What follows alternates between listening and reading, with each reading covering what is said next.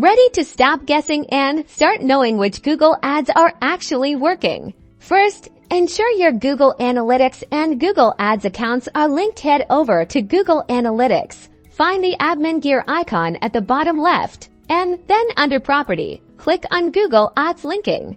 Click the Link button, select your Google Ads account, and make sure to enable auto-tagging. This is crucial for accurate data. Now, to see the magic, go to Reports, then Acquisition, expand Google Ads and select Campaigns here. You'll see how much traffic each of your Google Ads campaigns are driving to your website.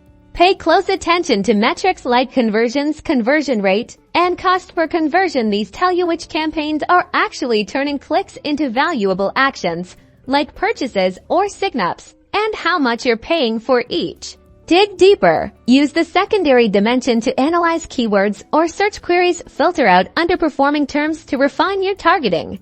Check landing pages in the behavior section to see how engaged visitors are based on sessions, bounce rate, and average session duration for those landing page URLs. If a landing page tied to a specific Google ad is performing poorly, you know it needs optimization. Maybe the content isn't aligned with the ad, or perhaps the user experience needs improvement.